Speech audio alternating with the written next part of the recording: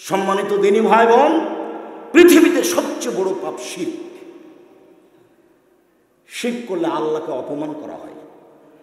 শিরক করলে অতীতের নেকি নষ্ট হয়ে যায়। বিদআত করলে রাসূলকে অপমান করা হয়। বিদআত করলে ইবাদত কবুল হয় না। হজ করতে যাবেন, উমরা করতে যাবেন, যখন বিমান জিদ্দায় নামতে যাবে তখন বলবে বৈমানিকের পক্ষ থেকে আপনারা এহরাম বাঁধুন, এহরাম এহরাম। তখন এহরাম বাঁধতে হবে। আপনি ঢাকা হাজি ক্যাম্পে যদি এহরাম বাঁধে দেখেন হজ বাতিল হয়েছে, হজ হয়নি, আবার করতে হবে। বিদআত হলে ইবাদত কবুল হয় না। হুজুর মুআল্লিম বলছে যে মুআল্লিম বলুক, আমি মুআল্লিম নই। আমি আব্দুর রাজ্জাক বিন ইউসুফ বলছি, আপনি ঢাকায় এহরাম বেঁধেছেন, সেই জন্য আপনি বিদআত করেছেন, আপনার হজ কবুল হয়নি। এ কথাই চূড়ান্ত। এখান থেকে ফিরে আসার কোনো পথ নেই। রাসূলের পদ্ধতিতে আসতে হবে, তার নাম বিদআত। সম্মানিত দিনী ভাই বোন, বিশেষভাবে চাঁপাইনবাবগঞ্জ জেলার দিনী বোনেরা, আপনি বৈঠকে ধর্মের নামে যত কথা বলেন, আমার বুঝে তার 70% মিথ্যা আছে। আপনি ওখান থেকে ফিরে আসেন। বিসমিল্লাহ বললে এত নাকি হতে আপনাকে কে বলেছে? নামাজ পড়লে মহিলাদেরকে ল্যাঙ্গট করে পড়তে হবে, এটা কে বলেছে? বুবু, যখন নামাজে দাঁড়াবা বাবু, দুই পায়ের মধ্যে ফাঁকা রাখে না বাবু, পায়ের গোড়ালি জমা করে দাঁড়ায়। লজ্জা স্থানের যোগাযোগ বাবু তাহলে মাটির সাথে হবে, মাটি অভিশাপ করবে। ছি ছি ছি ছি ছি। লজ্জা স্থানের যোগাযোগ মাটির সাথে হবে, এই জন্য মাটি অভিশাপ করবে। ধর্ম পাগল হয়ে গেছে। धर्म राजशाही चांपानेर हवाई लड्डू दोनों हाथ में लड्डू है, चाहे उसको खा ले, जो चाहे उसको छोड़ दे। बोल हिसाब तुम्हें के शिखालो এটা? কে শিখালো এটা? 27 রমজানের রোজা, 27 রজবে রোজা করতে হবে, তোমাকে কে বলেছে? কিয়ামত পর্যন্ত সময় থাকলে এমন কোন মায়ের বেটা জন্ম নিয়েছে ইতিহাসের পাতায়, ভবিষ্যৎ অতীতে, যে প্রমাণ করতে পারে 27 রজবে রোজা থাকতে হবে? রোজা থাকতে হবে শাবান মাসে বেশি বেশি, বৃহস্পতিবার সোমবার রোজা থাকতে হবে, প্রতি মাসে 3টা থাকতে হবে। রজবে কি করে গেল? 27 রজবে মেরাজ হয়েছে, সেজন্য এই কথা তোমাকে কে বলে দিল? যাক, আমি আজকে ওই দিকে সময় কাটাতে চাচ্ছি না। আলোচনা ছিল আদর্শ পরিবার।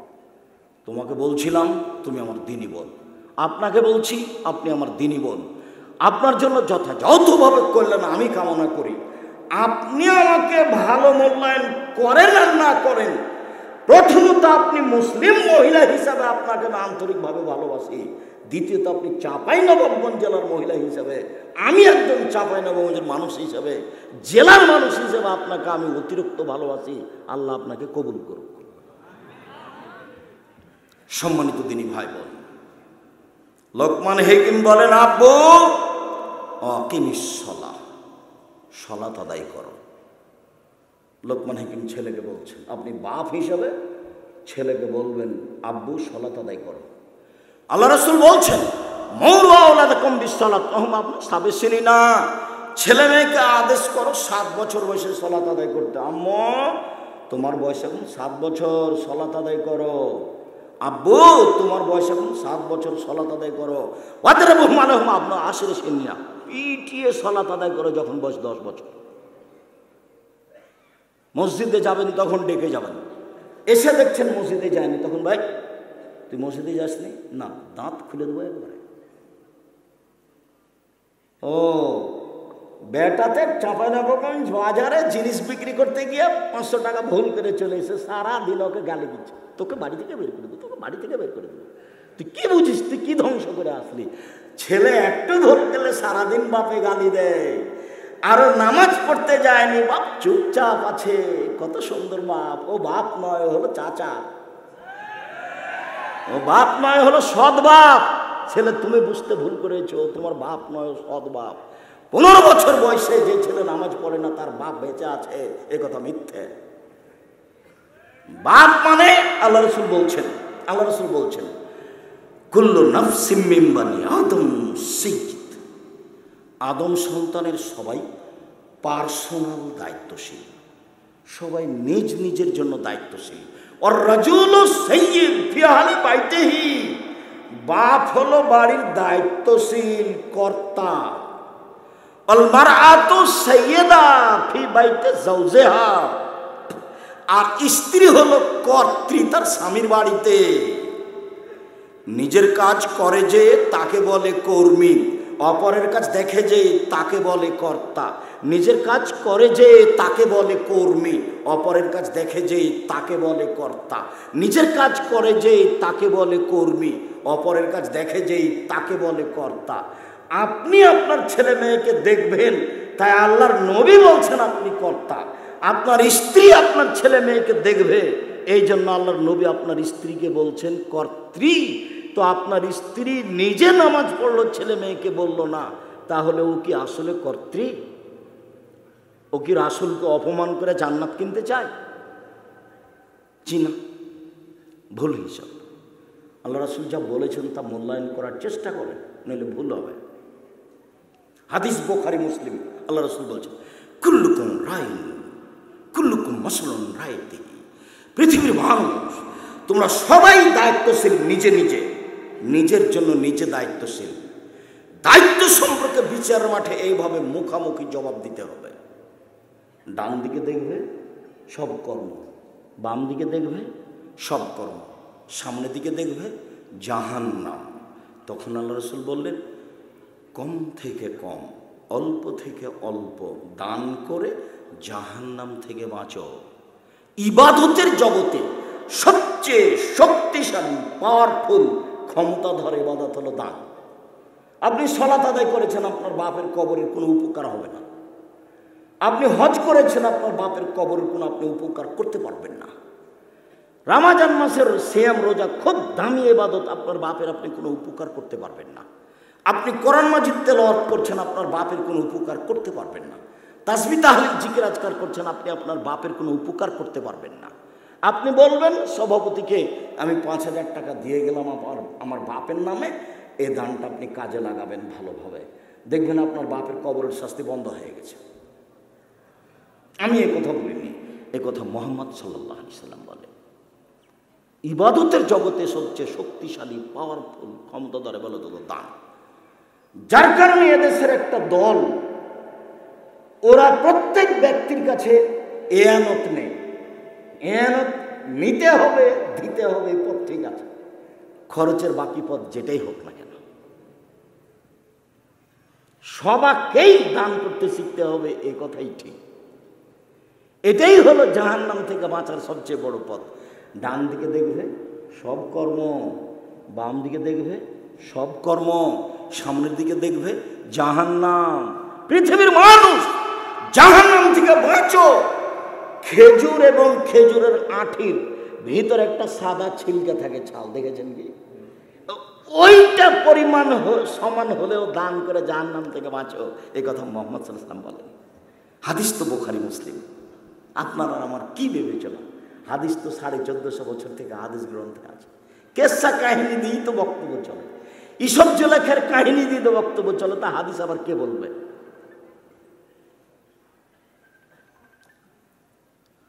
বৎস আব্বু ওয়া'মুর,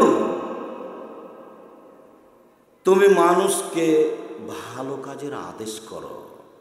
অনহানিল মুনকার, আব্বু তুমি মানুষকে মন্দ হতে নিষেধ করো, এটা বাপের জিম্মেদারি।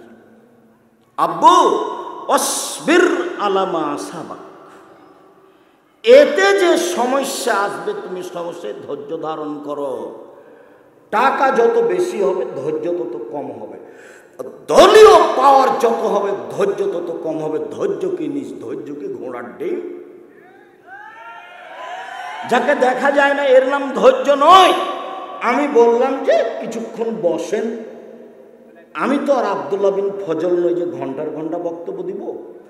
বলার 2 মিনিট পরে আপনি উঠে চলে গেলেন, তার মানে হলো আপনার কাছে ধৈর্য নেই। আল্লাহ বলছেন আমাদের নবীকে ফাসবির সাবরান জামিলা, মুহাম্মদ সাল্লাল্লাহু আলাইহি সাল্লাম আপনি সুন্দরভাবে ধৈর্য ধারণ করুন। সুন্দর, কেউ মেরেছে আপনি মেরে নিলেন, নিয়ে বলছেন যাক যা হয়েছে হয়েছে, ধৈর্য ধারণ করি। বড় ছেলে মারা গেছে, ওরে অমুক করে তমুক করে আমার সব এ বলে 7 দিন কান্নাকাটি করলো।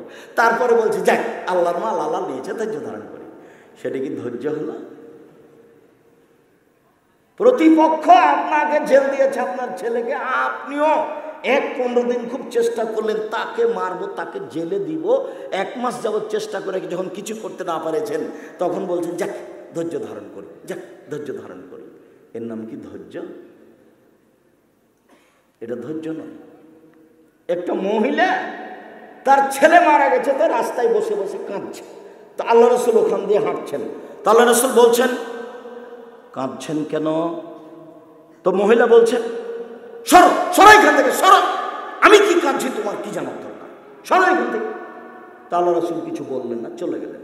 পাশের লোকগুলি বলল আপনি কি জানেন ইনি কে? ইনি কে? ইনি তো মোহাম্মদ। ও তাই, আমার ভুল হয়েছে। আমি চলে গেলাম, মোহাম্মদের দরজায় গেলাম, দেখলাম কোনো পাহারাদার নাই।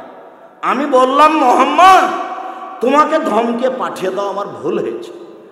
তো মোহাম্মদ কিছু বললেন না। হ্যাঁ আপনি বুঝে কথা বলবেন না, আপনার চিন্তা ভাবনা করে কথা বলবেন না, এরকম কিছু বললেন না। যখন মহিলা এভাবে বললেন, তখন আল্লাহ নবী বললেন সমস্যা যখন আসে তখন ধৈর্যের নাম হলো ধৈর্য।